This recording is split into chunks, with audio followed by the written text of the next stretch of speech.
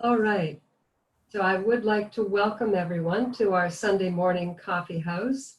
My name is Megan Moore, and it's a pleasure for me to welcome you all on behalf of the Center for Functional Nutrition. Our mission statement at the Center for Functional Nutrition is to better people's lives and to be a force for good in the world. And this is one of the ways that we've chosen to do this, and it really has been an absolute delight and pleasure for us to be hosting these Sunday morning coffee houses. We've received a lot of benefit personally, and I know that many other people have. So Brian, I'd like to hand the coffee house over to you, and you can lead us along with Timothy Cope. Thank you so much, Megan. Welcome, everybody. So great to be with you all this Sunday morning. For everyone who's continuing to join, welcome in. I'm really excited today.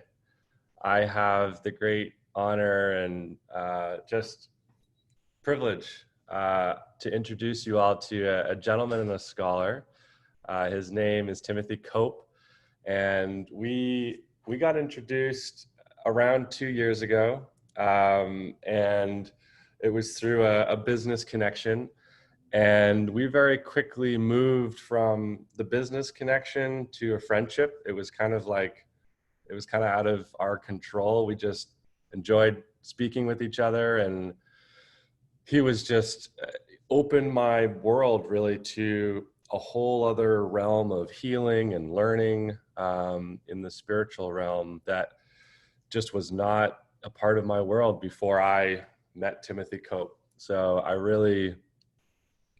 he's the one that did that personally for me, and he has introduced me to some absolutely incredible people, some of whom you all have met already, including Catherine Taylor and Wes Hamilton, Carl, and all these great people. So Timothy, I want to introduce you. Timothy has been on the shamanic path for about 37 years.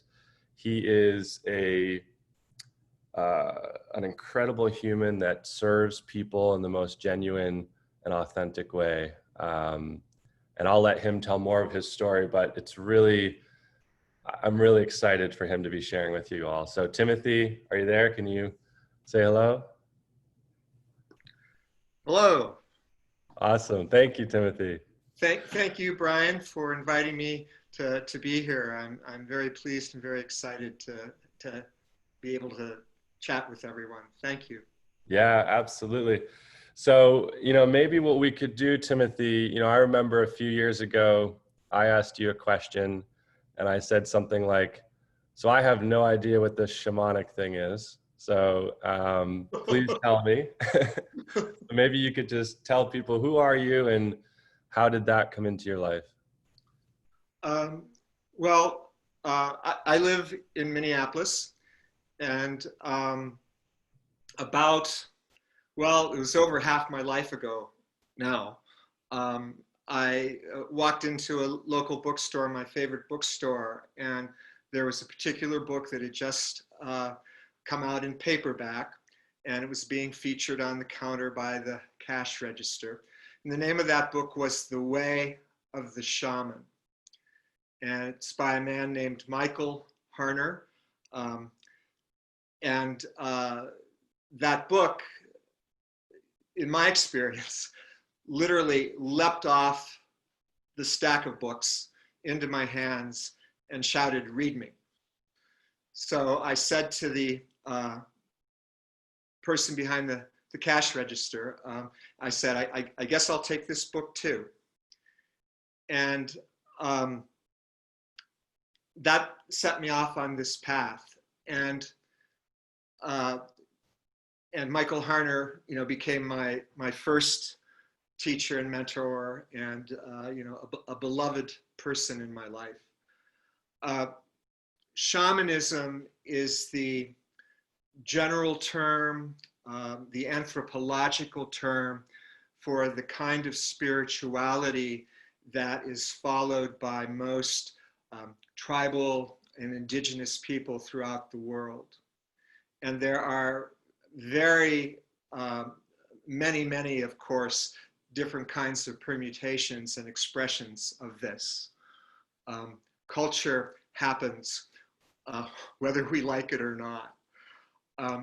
The kind of shamanism that I follow in my lineage is called core shamanism. And you can also think of it as modern shamanism, as contemporary shamanism. And we work very hard to be respectful of the traditions of Native people and indigenous people. We're very sensitive, try to be very sensitive to cultural appropriation. And so, that I follow, and my colleagues in this particular lineage follow, is it's called core shamanism because we work with the core principles and with a lot of the cultural specificity, cultural ethnicity removed. And this also sets us free then to find our own way with how these things work.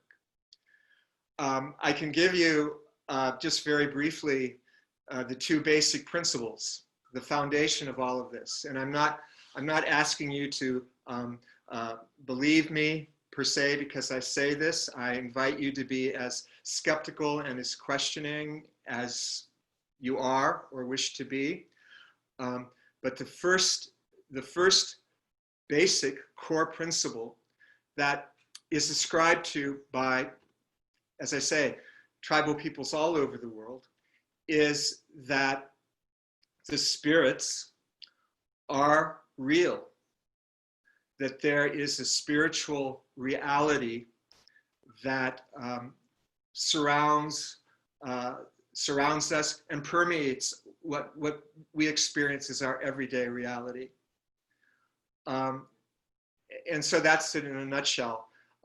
My teacher, Michael Harner, was once asked by a student, and this was at the end of his very long career. You know, Dr. Harner, if you had to just say one thing to an absolute beginner about everything you know, everything that you've learned, what would you tell them? And he replied without hesitation, the spirits are real. There is a non-ordinary, if you will, reality, a transcendent reality. The second principle, and this is where maybe it really begins to get woo-woo for some people, because, you know, most of us who are on a spiritual path have some connection to that spiritual transcendence. But where it begins to get very, very exotic for many people is that from a shamanic point of view, everything is alive. Everything, not just people, animals, and plants, not just things that we might consider natural, organic, like the sun, the moon, the rivers, the lakes, the trees, the ocean, but everything, you know, the chairs that we are sitting on, things that we consider not so pleasant, the litter in the gutter as we're walking down the street, the oil slick that forms in a puddle at the service station or on the ocean. All of these things are alive from a shamanic perspective, a spiritual perspective. We're not talking about biological life, and that's what trips up some people, I think. But we are talking about a spiritual aliveness and vitality. I'll just say one more thing about that, and then I'll open it up for responses or questions, or Brian, you know, whatever. But the way I explain this in my trainings, this idea of everything that is alive, and this may give some of you a hook to work with, is in my view, and in the shamanic view, everything that is participates in a grand communion with the divine. Everything. There are no exceptions. Everything that is participates in a grand communion with the divine. And I leave it to you to conceptualize or define the divine in any way that works for you, in any way that speaks to you. So that's my 5-minute intro. Well, thank you, Timothy. It's it's language that I can hear, because principles are how I think we can operate in this world.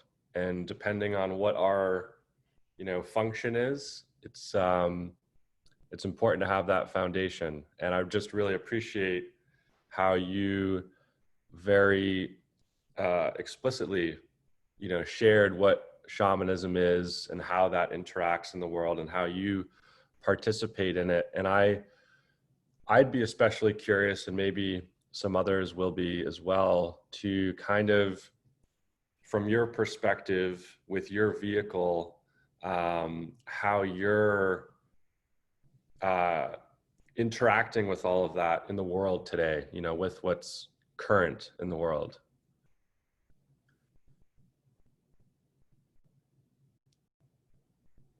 That's a big question. In terms of, personal practice, I certainly have I have my own spiritual practice, which is constantly shifting, constantly evolving. Sometimes that's meditation, sometimes that's prayer, sometimes that's reaching out to make a direct connection with the helping spirits, my personal helping spirits, guardian spirits that I work with, that I've built a relationship with, over the years that I've been on this path. We're not meeting in circles in person anymore, of course. And so in terms of the interpersonal connection, there are community meetings, in some ways not dissimilar to this one, among people who are interested in shamanism or on that path. I teach some online workshops on Zoom instead of in-person workshops. And we're looking, and when I say we, I'm talking about the core shamanic community, is looking at ways to address all the stuff that is going on globally. And of course that is a tall order. And one of the things that is important in doing this, and this itself is a tall order, that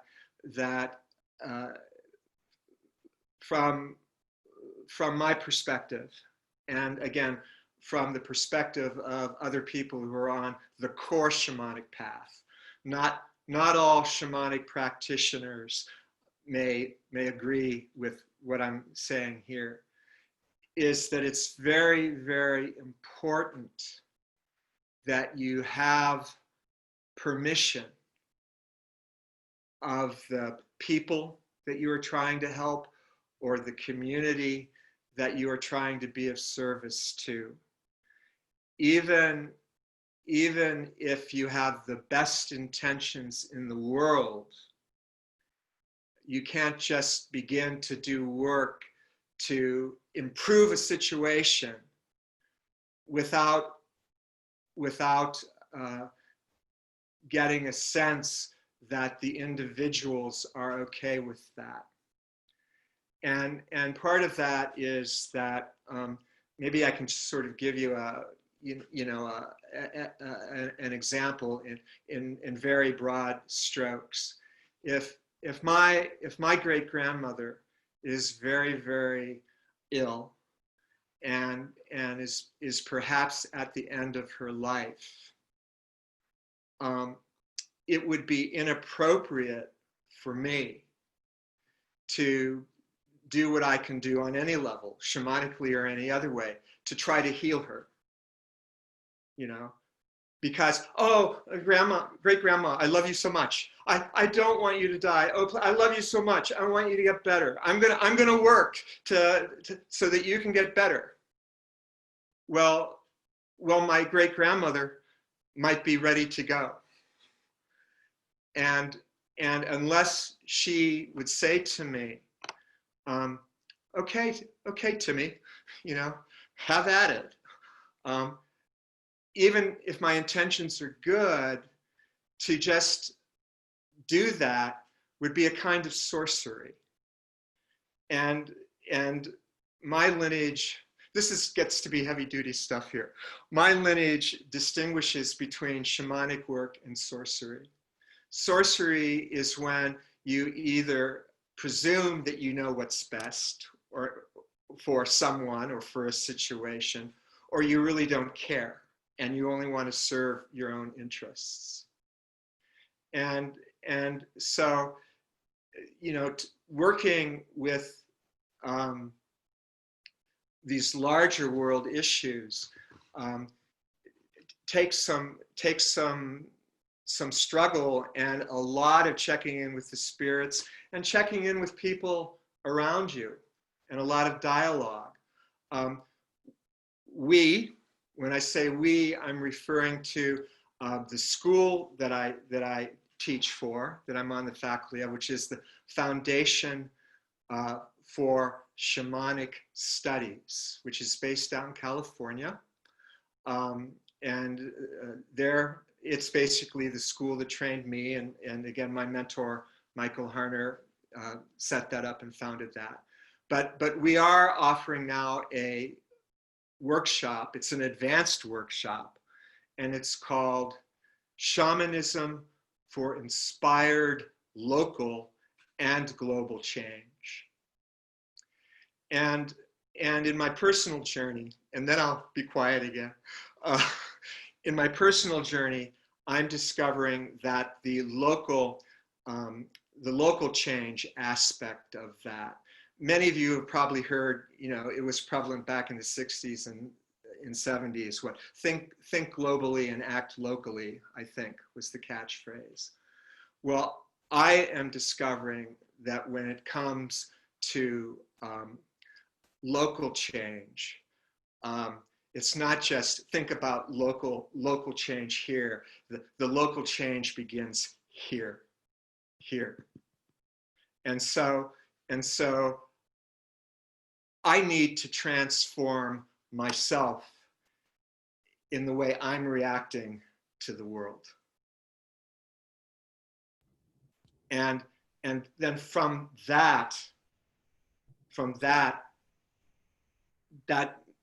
hopefully will radiate out to begin to make change, to begin to make larger changes.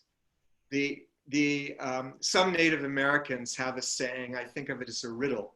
And so I'll ask you all this riddle. Where is the center of the world? And I invite any of you to answer that. If someone wants to unmute themselves and answer that, if they have an idea, where is the center of the world? Thank you, Timothy. Yeah, that's an incredible message, and I think central to what. Brian, I was asking people to answer that. If anybody has an idea, I wanna open it up okay. for everybody. Please answer that question. If you don't feel like you want to tackle that question and you have a comment for Timothy, yes, Russell, go ahead. Yeah, I think, so first of all, thank you, Timothy. This is wonderful. It's so important to hear so many different voices on the topics that we all are confronting every day now. So thank you for your contribution. And I'll answer your question in a phrase I heard somewhere along the way. God is an intelligible sphere whose center is everywhere and circumference nowhere. I like that. I would say, you know, the center of the universe is right here. It begins in my heart, in my consciousness. That Russell, that's if other people have ideas, I'd like to hear them first before I respond to that. But yeah, Timothy, we have people who are messaging in the chat as well. Okay. Got a message from Ali where she says, "It's wherever I am." Thank you, Ali. And let's see, I'm looking around for some hands waving at me. Yes, Carol Patty, go for it. I was going to say the center of the world is the self, begins with you. Beautiful. So I agree with Brian, with with your father. Yeah. Russell. We've got Catherine Taylor. She says it begins here. Let's see. Anyone else waving? Pat Raising was hand. waving. And, yeah. Waving? Pat was waving. Oh, and yeah, well, let's go with Jay. John Sider was waving. Jay, go for it, and then we'll go to Don. Yeah, when you said everything is alive, I think of everything as energy. That even things that are solid, like my computer printer and my computer, our body is all moving cells and energy. So that's my perspective. So I don't have any problem with everything is alive. Thank you, Jay. Yes. Jay. Beautiful. Yeah. And Don, I know you wanted to share. Well, I just, a lot of things that Timothy has said are things that come up during readings for me. I do psychic readings, and I'm not pushing it here. I'm just letting everybody know that's what I do. But there's a new branch of science that's come around in the last 50 years called panpsychism. And it deals specifically with the fact that at a subatomic level, everything's got consciousness, which kind of lines up with what Timothy is saying. Even a rock thinks, so to speak, or has consciousness. And knowing that just changes things. A lot of people don't want to believe it, but also during the course of my readings, I'll frequently get information that tells me that people need to explore shamanism, at least at a high level. And I think the reason for it is Timothy touched on it. It's a core belief system oftentimes. The basis of shamanism is pretty simple, that everything is connected. And that ties in with the panpsychism. It ties in with some ancient Hermetic philosophies called the Kabbalion. It just makes so much sense to me that that people have a basic understanding of that, and it can allow their spirituality to expand. Without that confidence that there's somebody else out there, a group, whatever it may be, a lot of people don't want to go down these paths because they seem too far off from societal norms, and that's where we run into issues. So anyway, I'm going to let it go with that. Well, yes, thank you, Don. And Catherine, I'm coming over to you. I think that's what's so inspiring. It's why we're doing this, so that we can come together and have these conversations, and that might ripple out, and more people might start having that thought. So thank you, Don. Catherine, go, please. Yes, hi Timothy. Well, yeah, what this makes me think about is in the early 90s is when I took Michael's class in Del Mar, which ultimately led me to you when I came to Minneapolis. And what I remember is really experiencing that through the vibration of things. And there was something about us picking up a rock, and I was on the road at the time, and I remember being inspired to go pick up a rock that then followed Max and I all the way from San Francisco to Minneapolis. But it was the vibration of that and the vibration of the trees. And that was what ultimately led me to you when I got to Minneapolis in '94. So thank you. It's great to see you. It was that long ago. Wow. It was '94. I can give you the exact date. August 9th. August 9th. Today. Wow. Isn't that weird? Really? Today's the anniversary? I got to Minneapolis August 9th and you and I met. And my dog was very sick. I And remember. Timothy and I met for coffee. And Max was in the doctor's, and you literally babysat me all day while I waited, because I didn't know if Max was going to make it or not. And we walked around the lake, and you became my instant friend from then on. You were at Arthur's in my wedding. You agreed to marry us. It's like, he's my #1 man here. Now I'm getting shy. I have to. Yeah. Thank you, Catherine. So cool. Amazing. What a full circle there. Yeah, really. Thank you everyone for your sharing. Timothy, I don't know if maybe, not everyone may get to experience you one-on-one, but maybe if you have an imparting message that each of us could take with us from today. Well, first of all, I want to give you the answer to the traditional question, where is the center for the earth? And so many of you nailed it, were spot on, but the answer that I learned was, where is the center of the earth? Where I stand. And many of you said that in your own ways. So,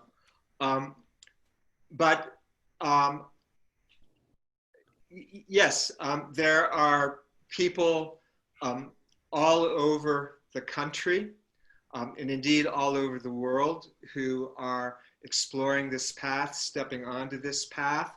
And if you want to get in touch with someone directly, I'm here, and of course, and my website is available to you. But I encourage you to visit the Foundation's website, and that is www.shamanism.org, and www.shamanism.org. And that way you can tap into maybe resources that are closer to you geographically. I encourage you to read Michael Harner's book, The Way of the Shaman. There are many other excellent books out there, but his book, and one of the reasons why his work is so, I want to say it was life-changing for me, but I think it was also earth-changing, is he is the guy that, as I like to say, brought shamanism out to the jungle, out of the jungle, brought shamanism into the modern world. So I recommend his book as a beginning place. One of the things that was so radical about it is that he said, you can do this, try this at home. Some of you have probably heard of Carlos Castaneda and other people, excellent writers, fascinating books, but they never said, you tried this at home, and here's how. Here is the methodology. So you don't need a human teacher, and you don't need to take ayahuasca or psilocybin. I'm not saying you shouldn't if you're drawn to that, but you don't need to do that. Where is the center of the world? It's where you stand. It's in your heart. And if your heart is drawn to this, step onto this path, and you can do it.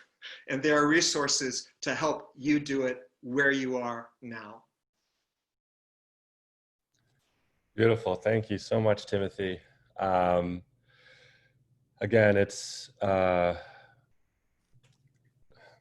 we get to hear, I think, a very central message each week. Everyone says it a little bit differently, maybe comes at it from a slightly different way. But essentially, at least for me, this message that keeps coming through is, let's pay attention to who we are and what we can be. And by doing that and sharing that and connecting with people, that's where possibility exists for, I think, what we all want, which is, you know, to be happy, to feel loved, and to give that to people. And Timothy, I love how you share. I love how you bring these incredible ideas and principles. And I'm very grateful for you for doing that today. So thank you so much.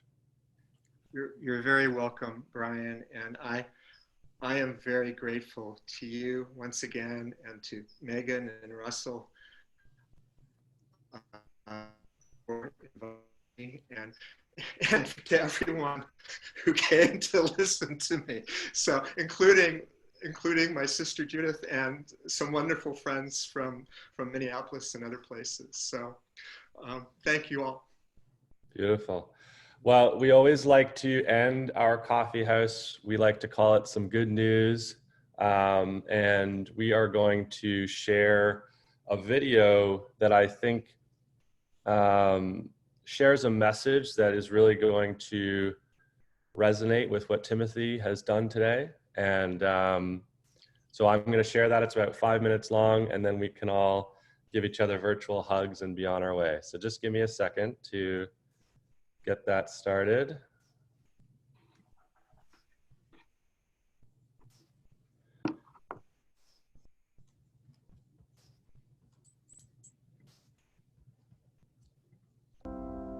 Can everyone hear?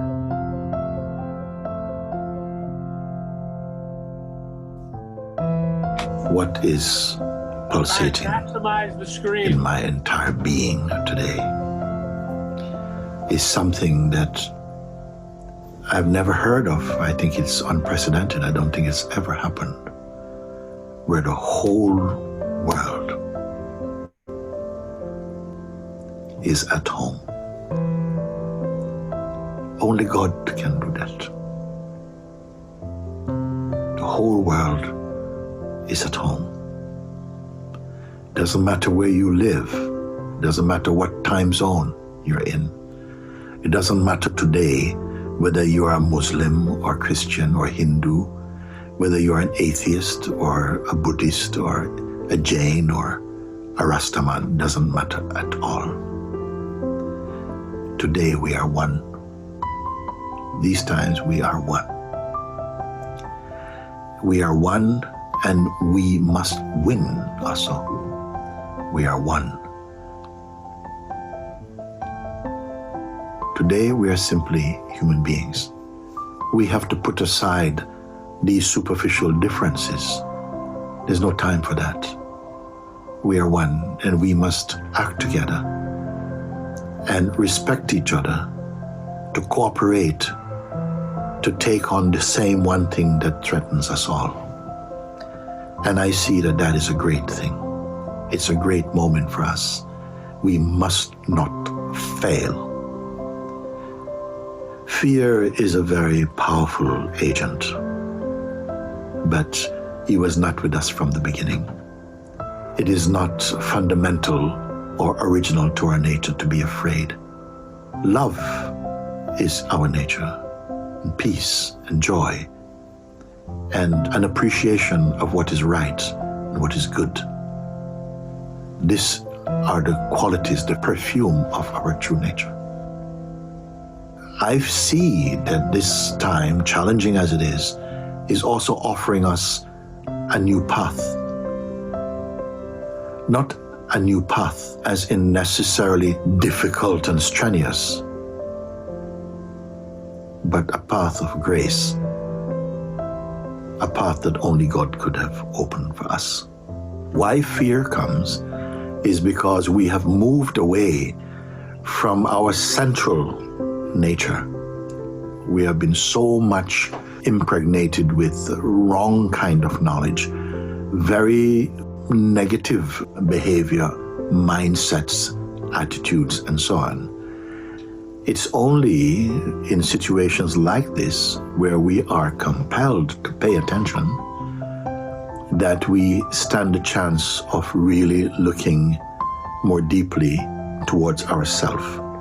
Mostly, our attention in life is on the outward going momentum, going towards the sense objects, going towards things which are momentary in their nature, things to do with our egos, and fear also, fear of being without, fear of being disrespected, fear of being abandoned, fear of being at the bottom end of society, fear of being attacked, fear of becoming sick, fear of dying. All these things have in some way been imbued inside our nature. Now I would say that it is a beautiful opportunity to begin to change or to wake up, to discover what is real about us, what is true, and what is here. I've got great news to share with you, and that is that within you, in your pure nature, there is a place of real stillness and peace, a depth and a beauty that is far and beyond the world of fearfulness and insecurities and all the ailments that really trouble our species, human beings today. What I want to tell you today is that your true nature is not lost. It is not somewhere else in some divine vault away from you. It is right here in the very core of your heart. And God bless you that this coronavirus will do its work but come to an end. And we will continue to grow as human beings. And indeed, maybe even come to create a very wonderful world. Thank you. God bless you. Thank you.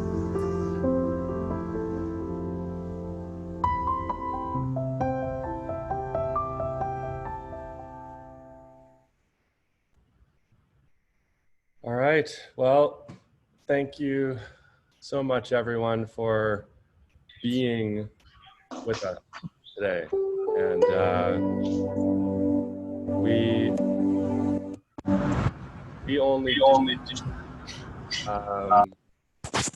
this only happens because we all get to do this together.